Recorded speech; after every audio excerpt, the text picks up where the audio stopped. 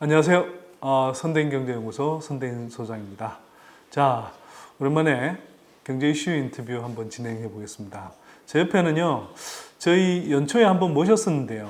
다시 한번 모셨습니다. 한병하 유진투자증권 연구위원님 모셨습니다. 네, 안녕하세요. 네, 오랜만에 다시 나와주셔서 네. 감사합니다. 네. 그동안 상황 변화가 엄청 많았죠. 연구위원님 나오고 나서는 코로나 사태로 인한 주가 폭락도 있었고요. 네. 또 코로나 사태 이후에 또 급반등이 일어나면서 역시 대세는 2차 전지다라는 느낌이 들 정도로 또 2차 전지 관련주들 엄청나게 이제 불을 뿜었는데 지금 이걸 진행하고 있는 이 시간에는 보니까 지금 또 조정이 세게 오는 것 같습니다. 자, 오늘 꼭 투자 이야기만으로 국한하려고 하는 건 아니고요. 2차 전지 또 전기차 이런 흐름들 그리고 그린 뉴딜이라고 하는 이런 흐름들은 사실은 우리가 살아가면서 굉장히 큰 사회적, 경제적 전환입니다. 그래서 그와 관련해서 전문가이신 한병하 연구위원님 다시 모신 거고요. 오늘 그래서 그 관련해서 그동안 좀 쭉 선대인 TV 시청자들한테 그동안 진행된 이야기들 좀 브리핑하는 형식으로 한번 여쭤보도록 하겠습니다. 연구위원님, 제가 앞에서 말씀드렸지만 코로나 사태가 있었습니다. 그래서 올 초에 전기차 시장이 특히 유럽에서 굉장히 이제 폭발적으로 성장하면서 2차 전지 관련한 산업 또 기업들이 굉장히 잘 나가는 것 아니냐 그랬었는데 코로나 사태로 이제 모든 다른 산업 기업들과 마찬가지로 굉장히 큰 타격을 받았습니다. 근데 한편으로는 또 어떤 종목군들보다 빨리는 아니지만 큰 폭으로 이렇게 다시 반등했던 종목군인 것 같기도 하고요. 또 산업으로 보자면 유럽 시장이 완전히 회복되지는 않았어도 이 내연기관차가 이 판매가 줄어든 것에 비해서는 굉장히 좀 선방한 그런 이제 데이터들이 나오면서 좀 기대를 갖게 하는데 어떻습니까? 좀 연초 이후의 흐름을 한번 먼저 좀 정리를 해주시면 어떨까요? 네, 유럽 전기차 시장을 중심으로 이제 말씀드릴 수 있는데요. 네. 국내 업체들의 대부분 고객들이 이제 유럽 자동차 회사들의 전기차 모델들이기 때문에 그렇습니다. 1, 2, 3월은 매우 좋았습니다. 판매 대수가 저희 예상치를 훨씬 뛰어넘어서 네.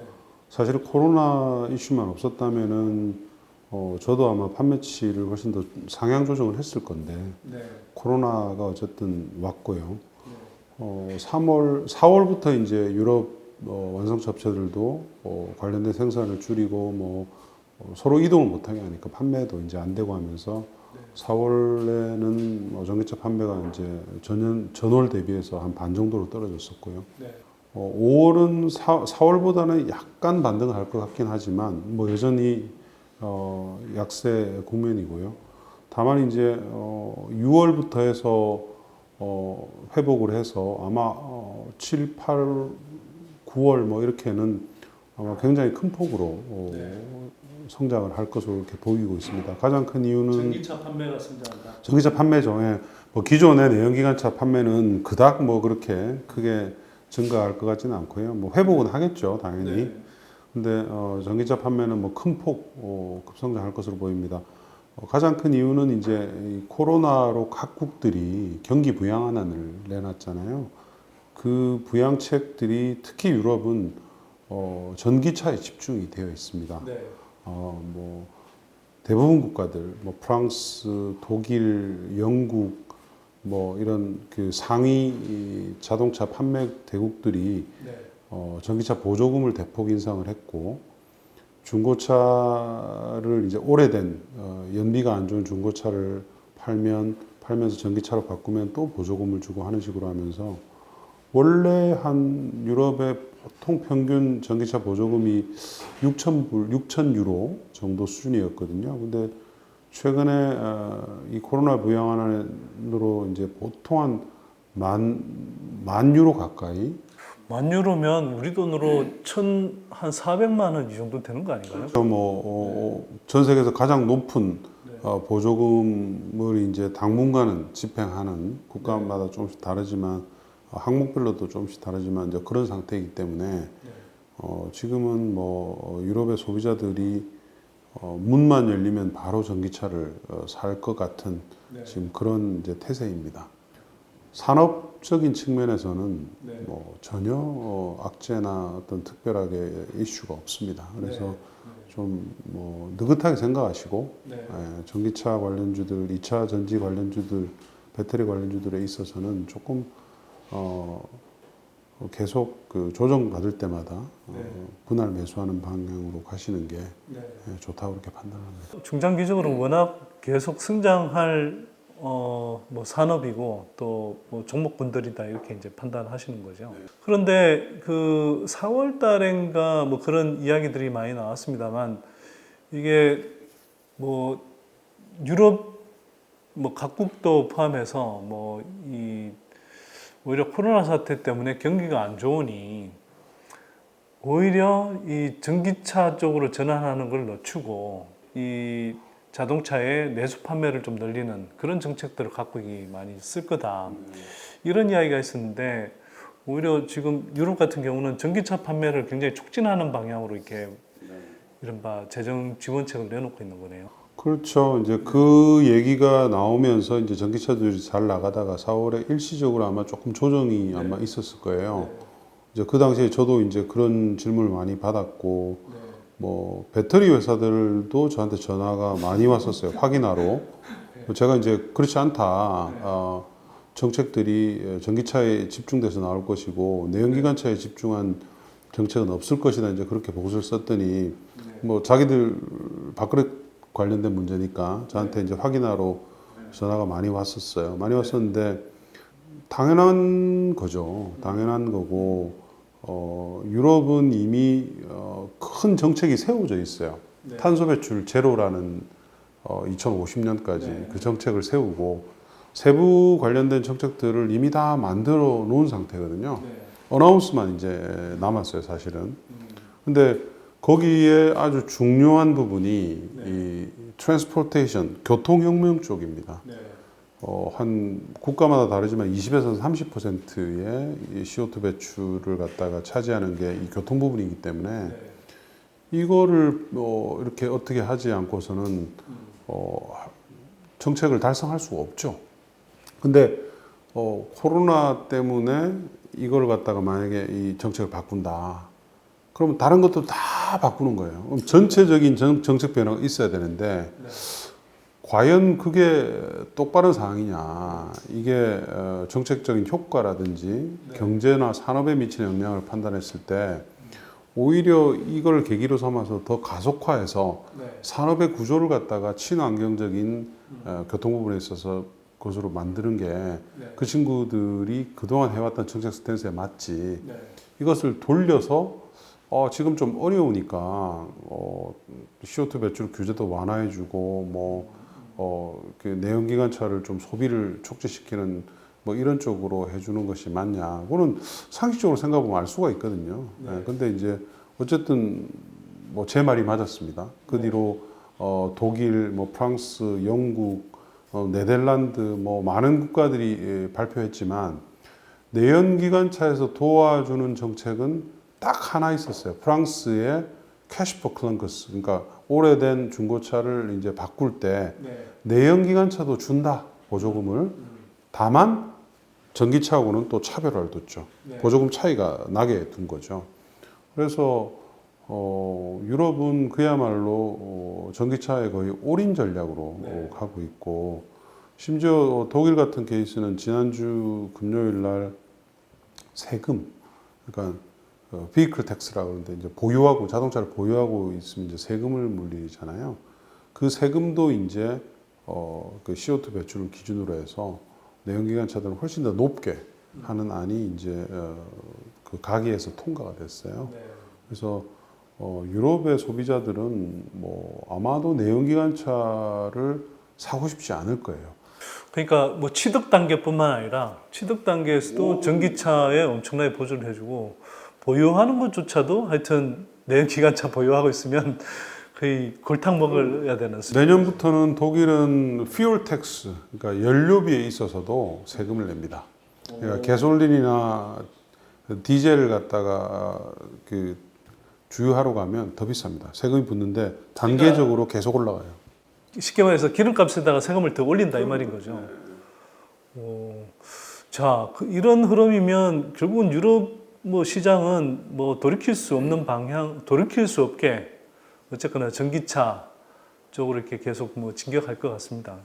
근데 뭐 그래도 이제 좀 걸리는 건 이 코로나 사태가 쉽게 또 잠재워지지가 않잖아요. 이게 특히 뭐 미국 같은 경우는 계속 뭐 경제 재개한다고 그러면서 이 지금 확진자 수가 다시 뭐 일부 주에서 늘어날 조짐들도 보이고 있고, 한국 같은 경우도 4월 말 5월 초에 상당히 줄었다가 이제는 뭐 몇십 명대 확진자 발생하는 건 기존 그냥 기본으로 깔고 가야 되나 뭐 이런 우려가 지금 나오고 있는데, 어쨌거나 유럽도 지금 뭐 완전히 잠재워진 상태 당연히 아니고요. 그러면 아까 이제 뭐 한 9월 정도까지는 전기차 판매가 되게 늘어날 거다 이렇게 이야기를 하셨는데, 그 이후에는 다시 뭐 코로나 사태가 재확산되면서 문제가 생길 수 있는 것도 아니냐 이런 우려 하나.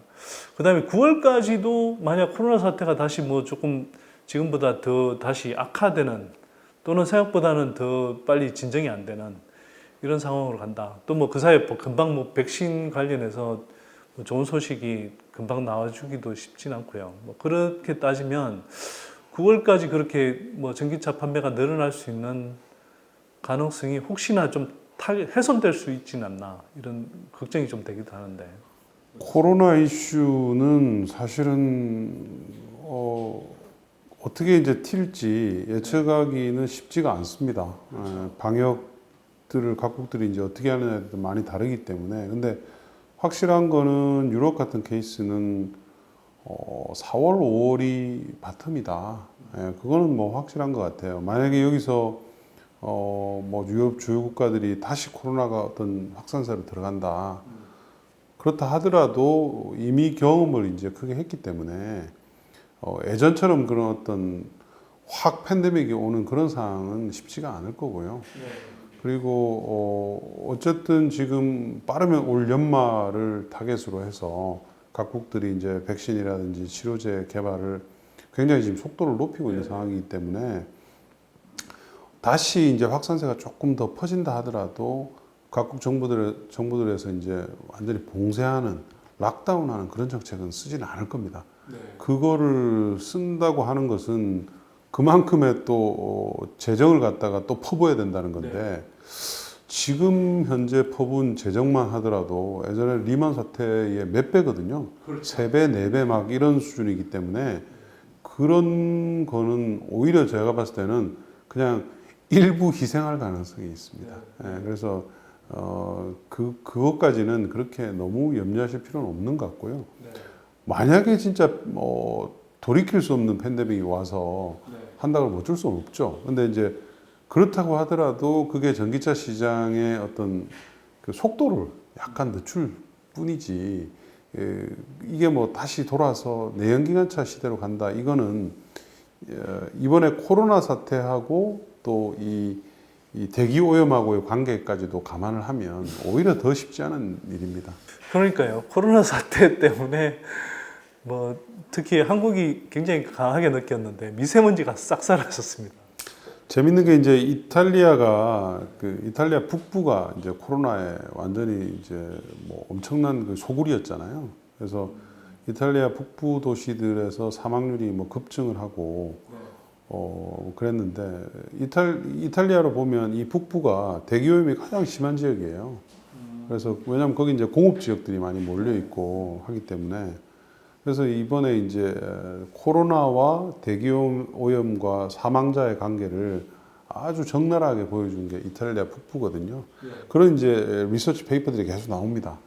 이제 나중에 아마 그 백서를 만들게 되면 분명히 인류가 저지른 어떤 이 환경 오염, 클라이밋 체인지 뭐 이런 것들이 코로나하고 어떤 큰 연관관계가 있다는 것들이 나올 거고요. 그러면 이제 정책들이 당연히 이제 그쪽으로 움직이게 될 수밖에 없죠. 뭐 유럽은 그런데 미국하고 중국은 좀 어떻습니까?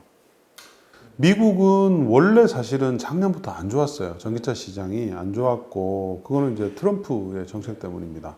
전기차 보조금을 20만 대에서 딱 막으면서 제일 잘 팔리는 뭐 자기들 테슬라, 뭐 GM 이런 것들의 판매가 예상보다 좀 부진하면서 별로 안 좋았었고요.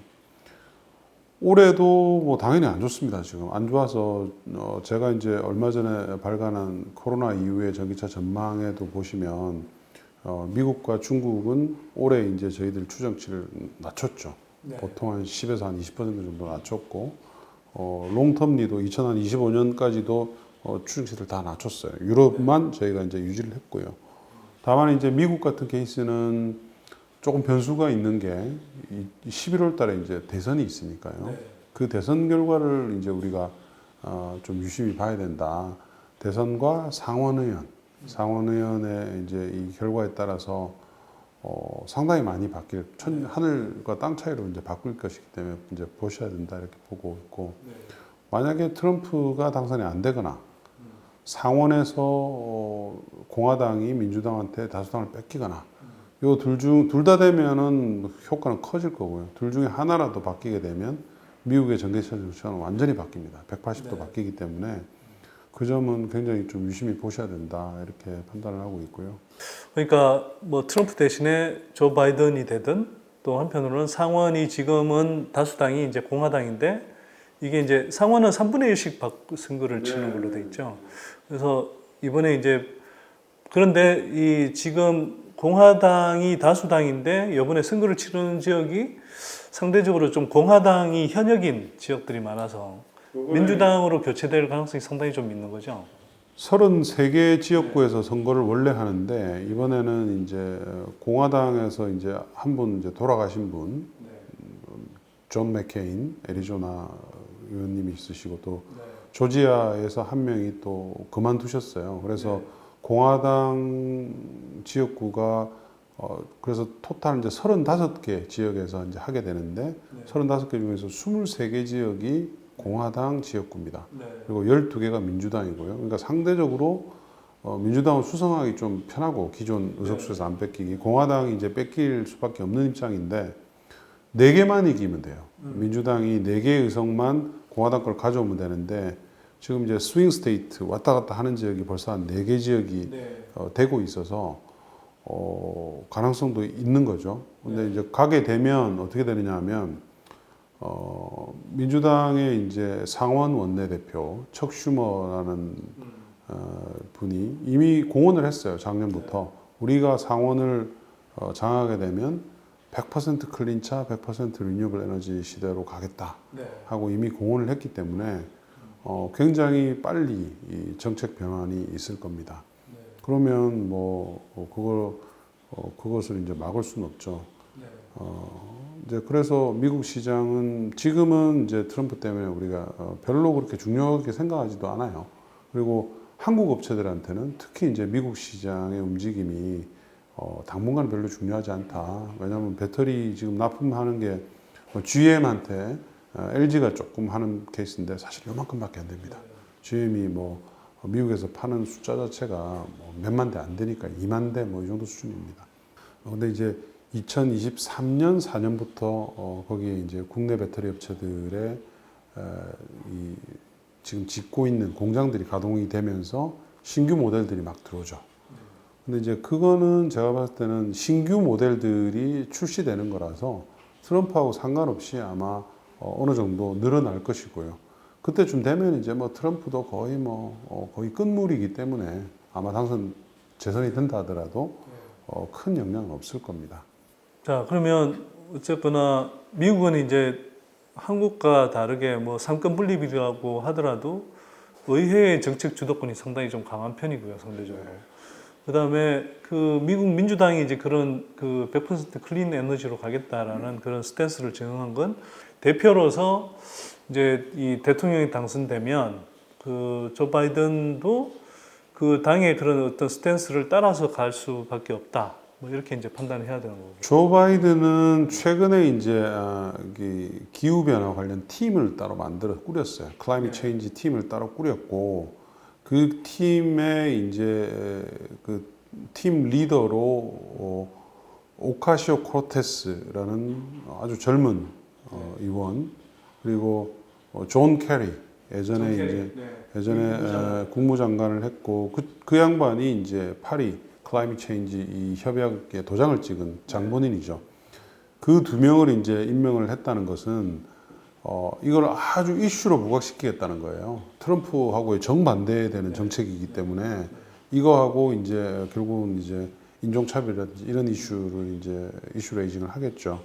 그래서 바이든도 이미 이제 오바마가 했던 그린 팔러시 쪽으로 간다는 것을 그대로 이제 따라가겠다는 거죠. 예. 그래서 그게 이제 미국 대선판에 굉장히 큰 이슈가 될 겁니다.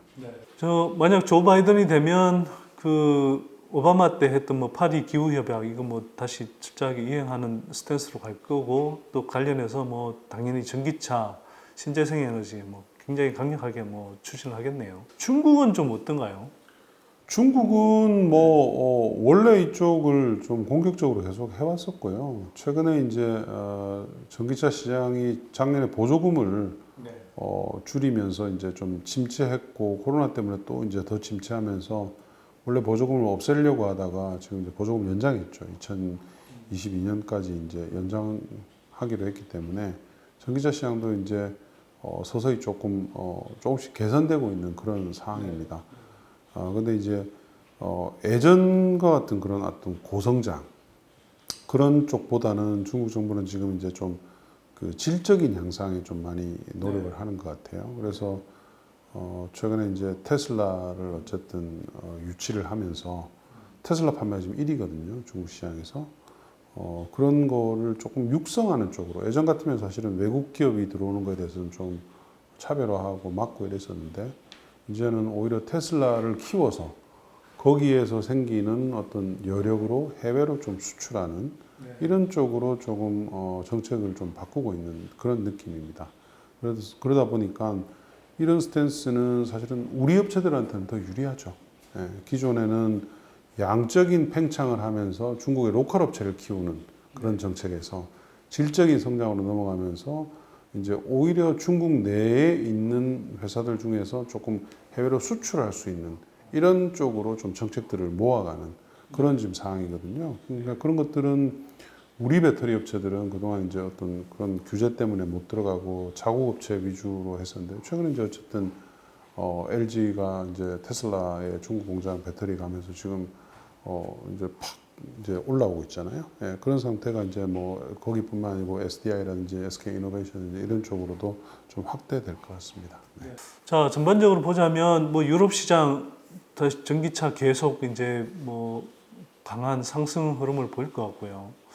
미국은 트럼프의 정책 때문에 사실 좀 지지부진했는데 뭐 올해 미 대선 또 상원의원 결과에 따라서는 상당히 또 이 전기차와 관련된 또 기후 변화 문제를 해결하기 위한 그런 정책들이 뭐 많이 이렇게 또 동원이 될 것이기 때문에 그 흐름에 따라서는 또 굉장히 좋아질 수 있는 흐름이 나타나고 있고 중국도 말씀하신 것처럼 한국 업체들이 상대적으로 조금 수혜를 볼 수 있는 구조로 가는 것 같다. 이렇게 보자면 국내 뭐 2차 전지 업체들한테는 전반적으로 코로나 사태에도 불구하고 큰 흐름에서 좋은 시장 흐름 또 정책 흐름들이 전개되고 있는 것 같아요. 자, 그러면 국내로 좀 들어와서 뭐 국내에서도 이른바 이제 한국판 뉴딜이라고 하면서 디지털 뉴딜과 그린 뉴딜이라는 걸 뭐 발표를 했습니다. 근데 아직 뭐 세부적인 내용들은 뭐 제대로 이제 발표는 안 됐습니다만 큰 틀에 이제 이야기는 나왔는데요. 보면은 아직은 이렇게 뭐 세부적인 내용들이 없어서 그런지 뭐 정책 내용을 봐도 우리가 전기차를 확 키우겠다든지 이런 의지나 이런 걸 잘 모르겠더라고요, 솔직히. 네, 내용을 읽어봐도. 그래서 어떻게 보십니까? 뭐 그린 뉴딜 관련해서 이렇게 뭐 좀 이런 토론회 같은데 참석하신 걸로도 알고 있는데. 그린 뉴딜은 사실은 현 정부의 스탠스, 그러니까 뭐 정권 초기의 에너지 전환, 탈원전, 뭐 여기 연장선 상에 있는 거죠. 있는데 이제 처음에는 그린 뉴딜이 빠졌다가 디지털 뉴딜만 들어갔었고 이제 후에 이제 대통령께서 이제 하라고 그러셔가지고 하기로 이제 했고요. 그러니까 모양새를 보니까 기획재정부는 별로 안중에 없다가 네, 이게 뭐 대통령께서 강하게 이제 멘트를 치니까 뭐 어찌 보면 좀 마지못해 그냥 이렇게 집어넣는 느낌도 좀 들고, 근데 뭐 민주당이나 뭐 하여튼 청와대 쪽에서는 그린 뉴딜을 또 강하게 어쨌거나 추진할 의욕이 좀 있는 것 같습니다.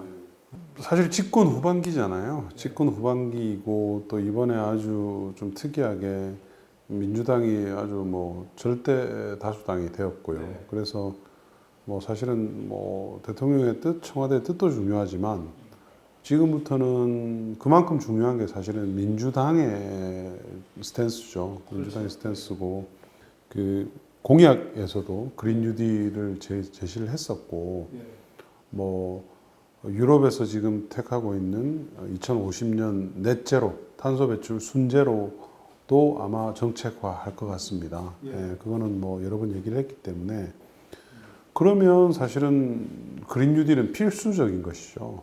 예, 필수적인 것이고 제가 이제 여러 번 뭐 자료도 적고 했지만 지금은 전환의 시대거든요. 전 세계가 좀 더 나아진 어떤 그 인류가 사는 플랫폼을 갖다 구축하는 쪽으로 방향이 틀어져 있고 우리가 4차 산업혁명이라고 얘기하지만 사실은 그 기저에는 이제 그런 것들이 들어가 있는 것이거든요. 그래서 그런 것들이 이제 한때 이런 조화를 이루면서 이제 다음 레벨로 이제 가야 되는 건데 거기에는 이 그린 뉴딜이라는 것이 빠질 수가 없습니다. 네. 예, 빠질 수가 없기 때문에 우리도 뭐 당연히 이제 할 것이고요. 제가 아는 한도 내에서는 일단 민주당이 중심이 돼서 굉장히 좀 공격적인 그런 그린 뉴딜 안을 세부안들을 지금 많이 만들고 있는 것으로 알고 있고요. 뭐 당연히 이제 그게 글로벌 트렌드이기 때문에 그쪽으로 가는 것은 아주 너무나도 당연한 일입니다. 이게 뭐 코로나로 인해서 뭐 여러 산업들이 좀 어렵고 뭐 하지만 사실은 그런 산업들을 도와주기도 해야 되겠지만 그러면서도 또 산업 체제의 변화를 갖다가 빨리 하면 할수록 사실은 우리 경제가 더 안정화되는 것이거든요. 그렇죠. 위기를 극복하는 과정에서도 미래지향적으로 해야 되는 거죠. 네. 그게 이제 뭐 글로벌 트렌드니까 그린 뉴딜을 안 하고는 뭐 방법이 없습니다. 그래서 뭐 예전처럼 그렇게 용두사미식으로 뭐 이렇게 목표만 얘기했다가 쑥 없어지고 뭐 이런 거는 지금 그렇게 할 수는 없어요. 그렇게 했다가는 우리 산업 전체가 위험하기 때문에. 전기차 뭐 관련한 이제 뭐 우리 뭐 보조금 지급하는 거라든지 또 아까 이야기하셨던 뭐 아까 우리 같은 경우는 내연기관차 개소세 개별 소비세 이거 뭐 제공하는 이런 정책들을 아직 계속 쓰고 있고 뭐 그런데 또 한편으로는 그 사이에 이제 뭐 또 비슷한 시점에 뭐 9차 이제 전력 수급 기본 계획에 관한 이제 뭐 이 예비안이 또 나오기도 했고 그래서 우리도 이제 신재생 에너지 비중을 뭐 굉장히 높이겠다 뭐 이런 이제 기본적인 스탠스는 확인을 하고 있는데 이게 구체적인 정책과 제도로 이제 연결이 돼야 되잖아요. 그죠? 그래서 그런 부분에서 아직 좀 구체화되고 있지 않는 느낌인데 뭐 어떻게 보십니까? 그게 예를 들어서 전기차 뭐 강력하게 드라이브를 건다 또는 뭐 태양광이라든지 또 뭐 풍력 발전 관련해서 우리 지금 신재생 에너지 중에서도 기존에 뭐 바이오매스 이런 것들 말고 이제 진짜 클린 신재생 에너지 쪽으로 비중을 많이 싣겠다 이랬는데 그게 어쨌거나 이제 돈이 들어가야 되잖아요. 또 그에 맞는 이제 이 제도들도 뭐 갖춰져야 되고 그런 흐름들이 형성될 가능성이 높다고 보시는 건가요? 뭐 말씀은 하셨지만 네, 뭐 재생에너지로 보면 일단은 사실은 지금 태양광 같은 케이스는 연간 한 3기가 수준으로 올라왔기 때문에 이걸 이제 어떻게 유지할 수 있느냐 이제 그런 방안이 이제 필요하고요. 맞춤형으로 봤을 때는 이제 풍력은 대신 이제 너무 미진합니다. 연간 뭐 100에서 200메가 사이밖에 지금 설치가 안 되고 있기 때문에 이걸 이제 어떻게 기가 단위로 올리느냐. 최소한 1기가 이상은 돼야지 국내 시장이 이제 형성이 제대로 되거든요. 그래서 그런 방안들을 놓고 이제 지금 많이 고민을 하고 있고 구체적으로 정책적으로 봤을 때는 계획 입지라는 게 있습니다. 예. 그러니까 뭐 기존의 원전이라든지 석탄 발전을 할 때 전원 촉진 개발법이라는 게 있거든요. 그래서 국가에서 이제 굉장히 큰 부지를 어떻게 보면 이제 제공을 하는 거죠. 제공을 해서 이제 거기에 했는데 재생에너지라고 그렇게 하지 말라는 법은 없지 않습니까? 그래서 이제 그런 것들 또 지금 이제 그 REC라는 재생에너지 이제 가중치가 있는데 이게 이제 최근에 이제 시장이 많이 쿨다운 가격이 많이 하락했어요. 왜냐하면 이제 워낙 태양광도 그렇고 바이오매스 뭐 이런 것들이 많이 들어왔기 때문에. 근데 이제 최근에 이제 정부가 또 그것과 관련돼서 이제 그 석탄 발전에 혼소를 하는 바이오매스, 그러니까 뭐 폐기물이라든지 이런 에너지원들에 대해서는 그 가중치를 대폭 낮출 겁니다. 1에서 0.5로 뭐 이런 식으로 그런 정책들이 계속 나올 거예요. 나오고 전기차 관련돼 있어서는 현재 이제 의무 판매 제도를 도입을 하려고 좀 정책적으로 많이 노력을 하고 있는 것 같습니다. 그래서 그거는 뭐 당연한 거죠. 지금 전기차, 수소차에 지급되는 보조금이 지금 현재 추세로 가면 뭐 조 단위로 나가야 되거든요. 근데 그렇게 도와주면서 제조업체들이 이제 일정 부분 의무도 지게 해야지 언제까지 이제 보조금을 조 단위로 해서 그렇게 줄 수는 없지 않습니까?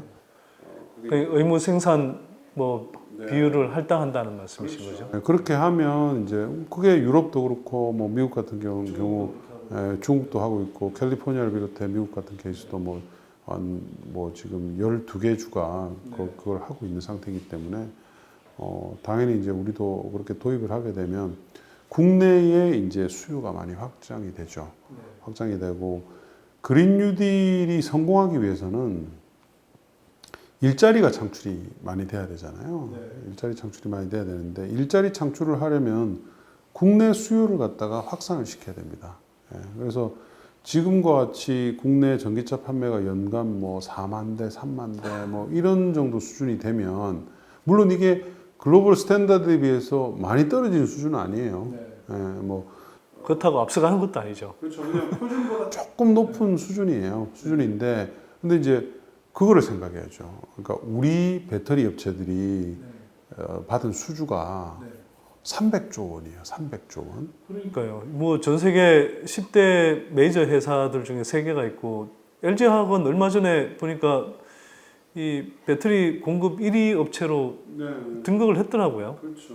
뭐 그런 걸 감안하면 사실은 우리가 전기차 생산과 판매, 보급 이런 부분에서도 사실 표준 정도가 아니라 앞서가는 나라가 되어야 되는 게 정상이잖아요. 리드를 해줘야지 그러니까요. 우리 배터리 업체들한테도 이게 조금 힘들 때 기댈 언덕이 필요하잖아요. 그렇죠. 그러니까 그렇게 되고 또 그렇게 해야지 국내에 배터리 이 공장이 생기거든요. 근데 국내는 보면 밑에 소재나 부품 회사들은 증설을 하는데 우리 세트 메이커들 LG나 SDI, 뭐 SK이노는 국내에다가 이 공장은 증설 안 해요.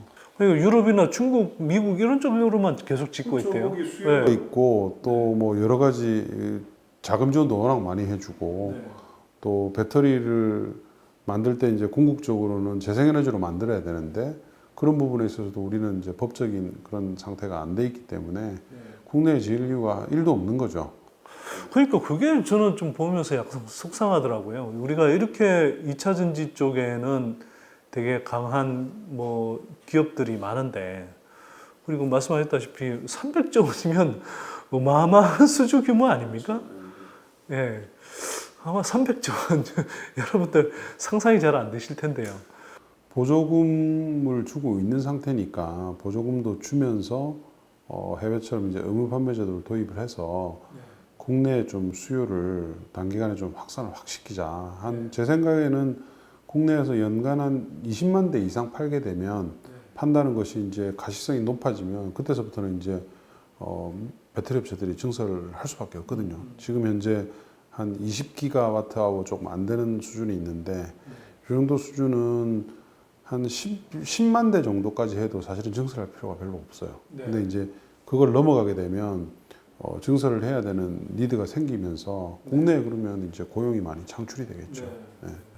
그러니까 그걸 미래지향적인 산업을 키우면서 한편으로는 또 일자리, 안 그래도 지금 이게 보통 경제 위기 이후에는 일자리가 사실은 줄어드는 현상, 자동화에 따라서 그런 현상이 생기는데 이번 사태 같은 경우는 코로나 사태이기 때문에 더더욱 일자리 위기가 심각할 수 있는데 이럴 때 정말 좀 좋은 배터리 산업 키우고 그러면서 우리 환경도 좋게 하고 일자리도 만들 수 있으면 얼마나 좋은 선택일까 이런 생각을 좀 해봅니다. 네, 그거를 일단 뭐 지금 민주당에서는 많이 생각을 하고 있고 이미 뭐 세미나도 하고 있는 거로 네, 제가 알고 있습니다. 알고 있고 이제 이 전기차하고 수소차를 같이 이제 연계해서 미래차를 육성하는 전략이 계속 나올 것 같고요.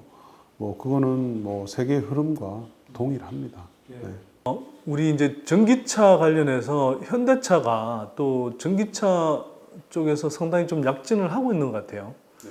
뭐 얼마 전에는 제가 그런 기사도 봤는데 이제 현대차가 내연 기관차에서 뭐 판매 순위, 글로벌 판매 순위보다 전기차 전체에서 판매 순위가 글로벌 순위가 더 위쪽으로 올라갔다는 뭐 기사를 봤는데, 그러니까 현대차도 지금 뭐 이 전기차 쪽을 상당히 좀 많이 비중을 두고 사업을 벌이고 있다는 생각이 좀 드는데요. 어떻습니까?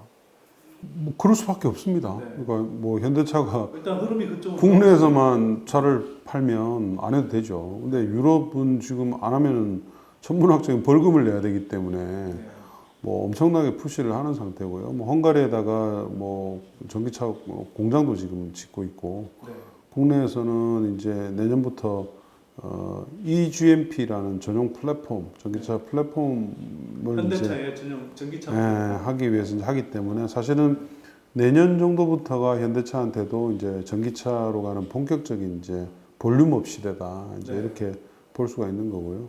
뭐 안 할 수가 없어요. 안 할 방법이 뭐 중국도 마찬가지고 유럽은 유럽대로의 강한 탄소 배출 규제가 있고 하기 때문에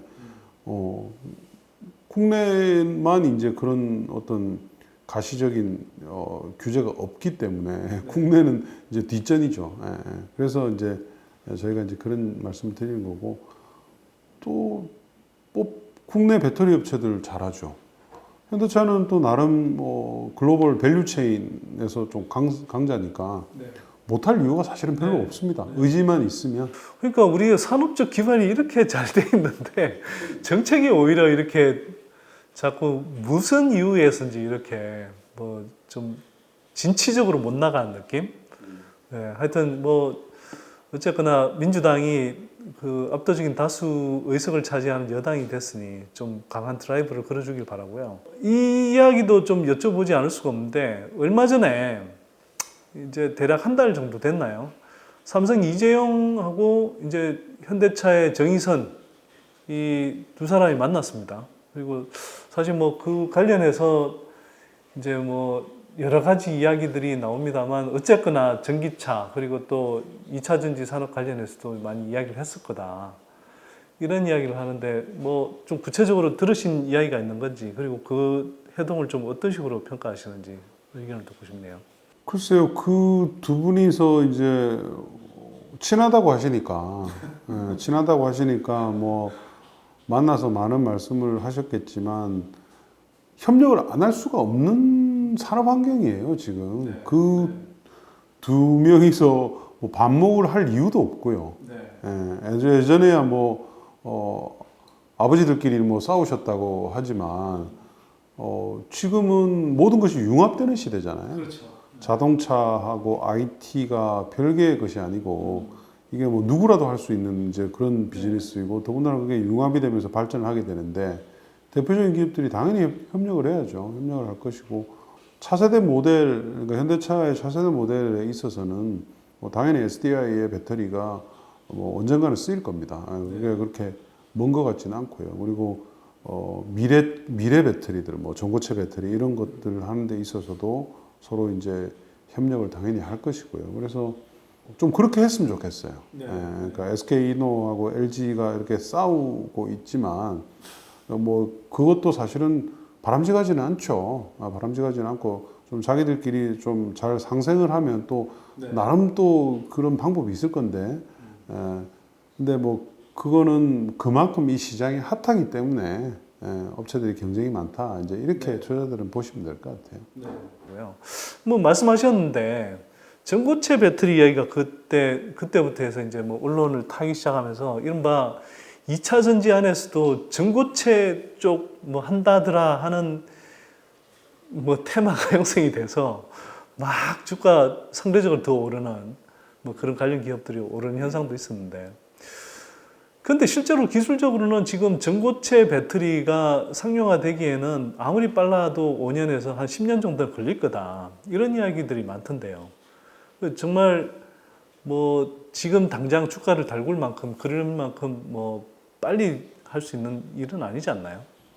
네, 뭐 솔리드 배터리, 전고체 배터리는 기술적으로는 뭐 앞서 있는 기술이긴 하죠. 앞서 있는 기술이긴 한데 항상 이제 신산업이 나오게 되면 그런 것들이 항상 나옵니다. 왜냐하면 신산업은 이제 막 시작했기 때문에 기술적인 단점들이 많죠. 그래서 그걸 이제 대체하는 비즈니스들이 나오는데, 투자하시는 입장에서 보면 제일 먼저 중요시하는 것은 어떤 기술이 대량 생산 체제가 진행되고 있냐, 이거를 이제 그 투자 판단의 바로 밑으로 삼으시면 됩니다. 대표적으로 예를 들면 이제 예전에 태양광 산업이 이제 처음에 팍 붐업이 될 때, 그때 이제 뭐 동양제철화학이었잖아요. 폴리실리콘 베이스로 하는 회사들, 그 다음에 폴리실리콘이 너무 비싸니까 폴리실리콘을 굉장히 얇게 해서 방막 태양전지, 이런 이제 회사들이 이제 양립을 했어요. 양립을 하면서 이제 이쪽 방막 태양전지 쪽으로 시장에 돈이 확 많이 몰렸어요. 이게 폴리실리콘이 그때 그 당시에 막 500불 막 이렇게 했으니까요. 지금 뭐 몇 불 안 하지 않습니까? 근데 제조가 쉽고 그리고 계속 기술이 발전할 수 있는 폴리실리콘 계열로 업체들이 전부 이제 생산 투자를 갖다 집중을 하기 시작을 했죠. 몇백 분의 1로 떨어지면서 이쪽은 거의 다 없어졌어요. 지금은 이제 퍼스트 솔라라는 미국의 기업 하나 정도만 상용화 이제 하는 그런 상태이고, 현재 시점에서 봤을 때 전고체 배터리가 아주 특출난 어떤 기술의 발전으로 그 대량 제조 생산 캐파로 가는 어떤 그런 기술적인 진보가 있지 않는 한 방막 태양전지로 될 가능성이 있어 보입니다. 현재로서는. 아예 그러면 차세대 배터리가 아니라 시장에서 사실 꽃을 못 피워볼 수도 있다. 니치 마켓에 머무를 가능성도 현재로서는 농후하죠. 그래서 이제 그거는 뭘로 판단하셔야 되냐면, 아주 이제 메이저 업체들, LG나 SDI나 CATL이나 BYD나 이런 업체들이 대규모 전고체 배터리 캐파를 짓는다. 이제 이런 것들이 여기저기서 확인이 되면 그때 생각하셔도 됩니다. 지금은 전부 다 모든 전 세계 업체들이 배터리 캐파가 3원계 배터리로 가고 있잖아요. 한국이 주도하는 리튬이온 배터리 3원계 배터리로 가고 있는데, 이 상태에서 굳이 전고체 배터리가 뭐 이렇게 되면서 어떻게 될지 별로 걱정 안 하셔도 되는 게, 그쪽에 있어서도 우리나라 업체들이 제일 잘해요.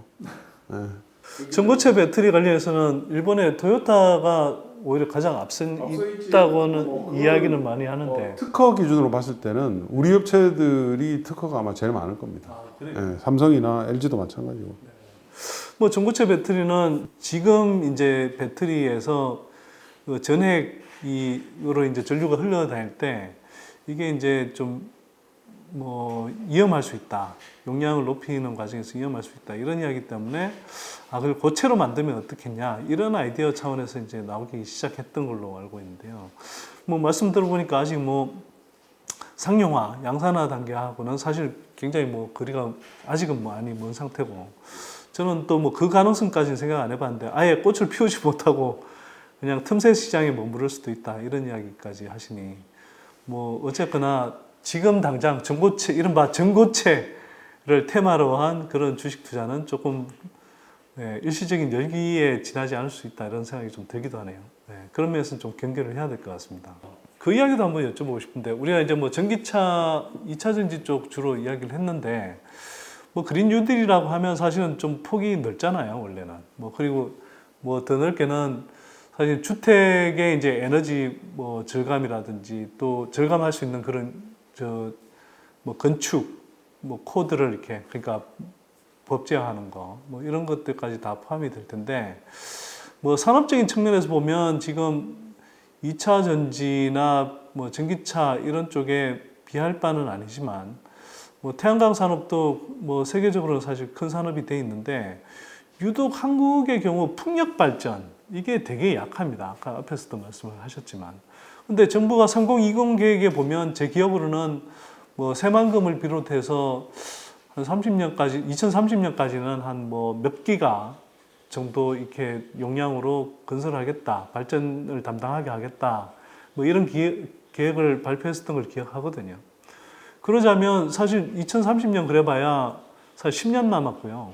사이에 뭐 부지 선정하고 또 뭐 풍력 발전 단지 만들고 뭐 풍력 타워 세우고 이렇게 사실 가동하고 하는 그런 단계로 가자면 사실은 뭐 지금 바로 지금부터 이제 굉장히 좀 적극적으로 그런 풍력 발전 정책 또 관련한 예산 지원 이런 것들이 나와야 될 것 같은데요. 그렇지 않습니까?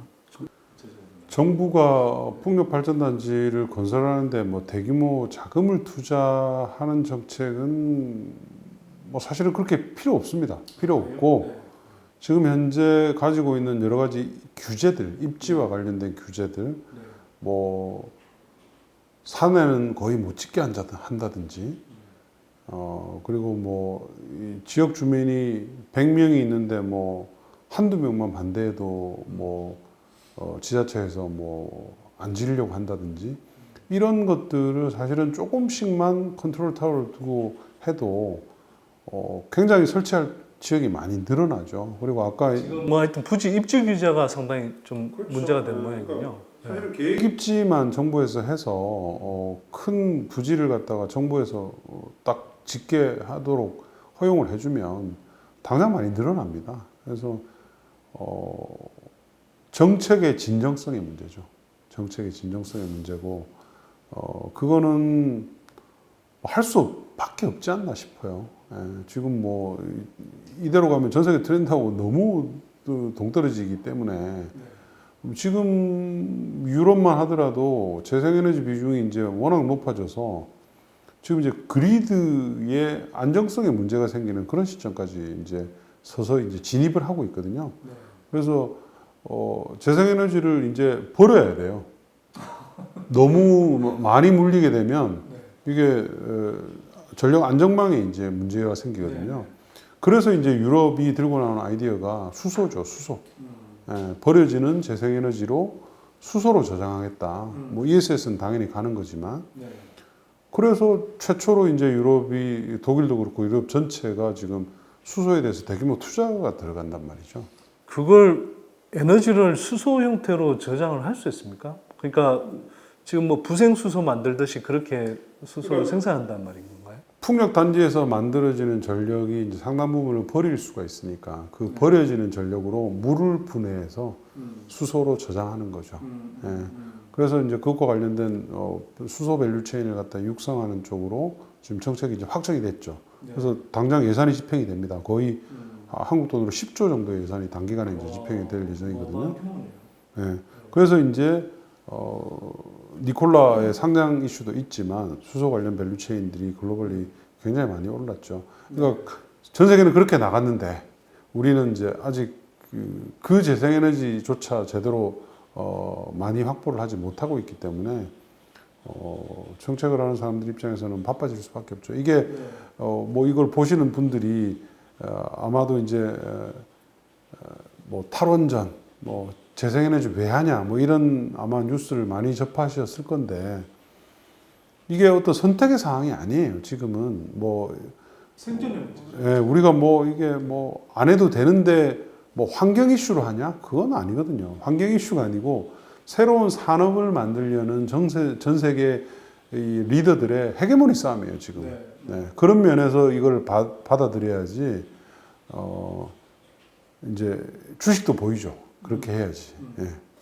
자, 뭐 저도 늘 이야기합니다만 빅픽처 또는 그런 큰 메가 트렌드를 이해하고 그 흐름 속에서 또 부상하는 산업, 기업의 장기적인 호흡으로 이렇게 투자하면 사실 굉장히 성과가 좋다 이런 이야기를 계속 드리고 있는데요.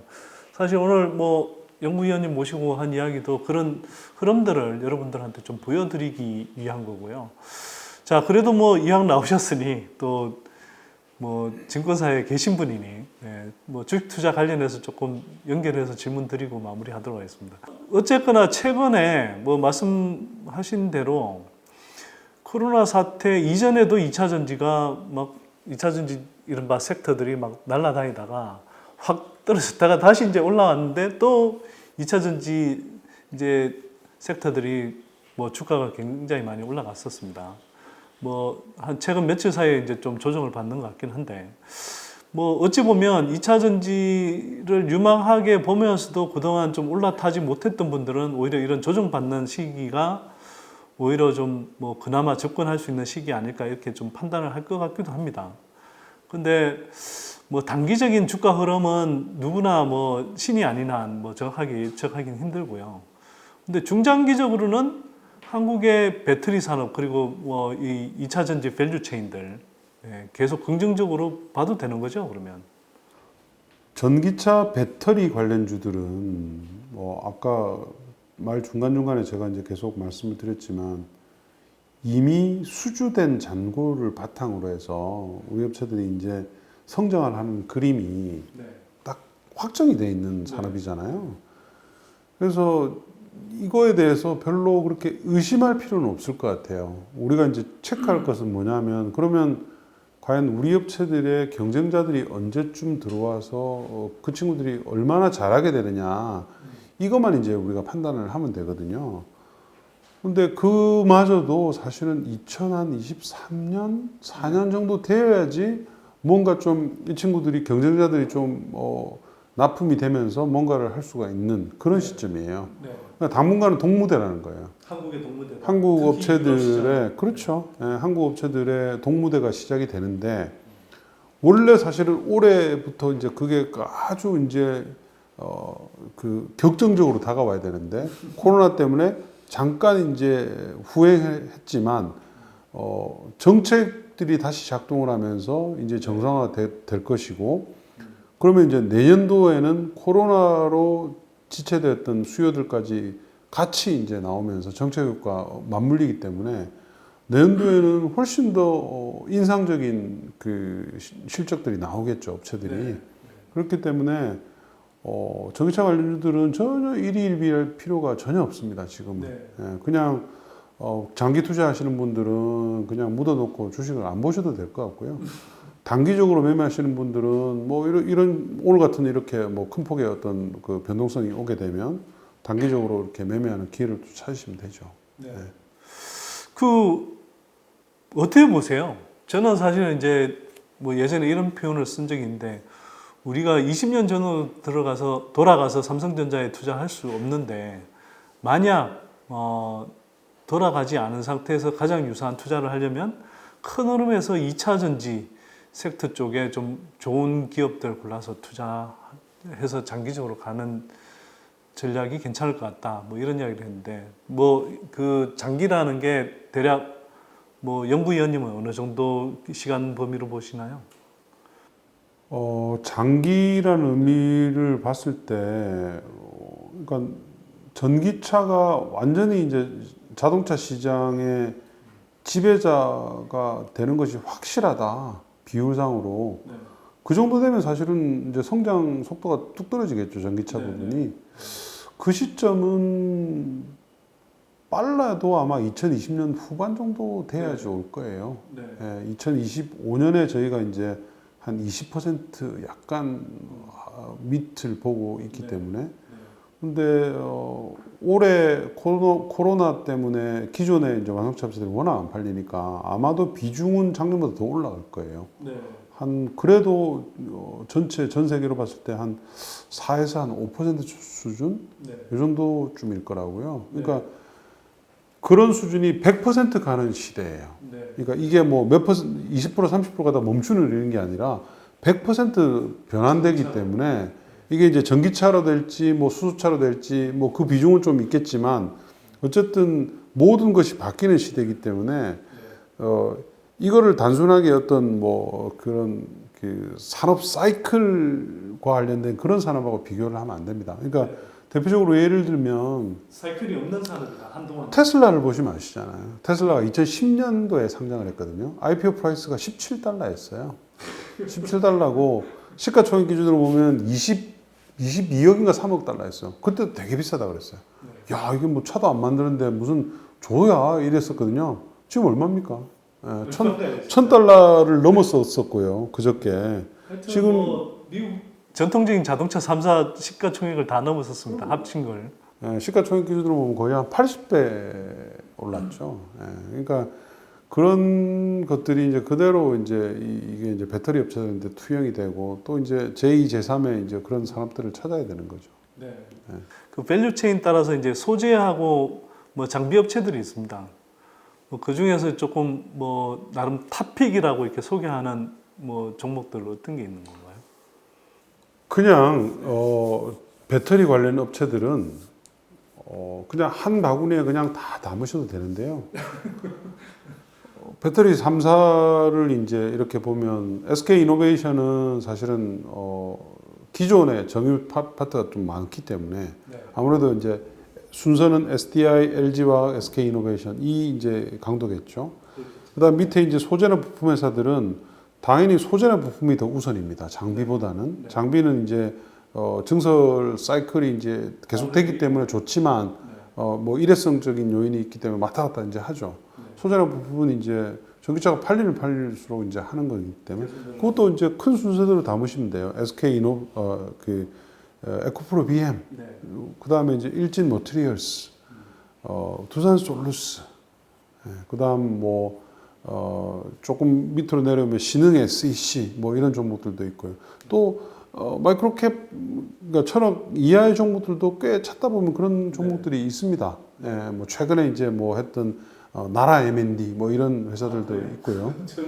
예, 그 회사는 이제 LG 화학한테 이제 파우치 이 케이스를 갖다가 납품하는 회사입니다. 그러니까 그런 회사들 뭐 많이 있죠. 예, 뭐 상하프론테크라는 회사도 있고요. 예, 뭐 수소하고 같이 연결이 돼 있지만 그래서 그런 관련된 종목들은 길게 보고 투자하셔도 전혀 무방한 종목들이에요. 중소형주라서 뭐 짧게 매매하고 뭐 이런 케이스가 아니고 산업이 어쨌든 이제 고성장하는 산업들이기 때문에 지금 조그만 회사라도 나중에 상당히 큰 규모의 회사들이 될 수 있는 거죠. 워낙 이 시장이 커지고 있기 때문에.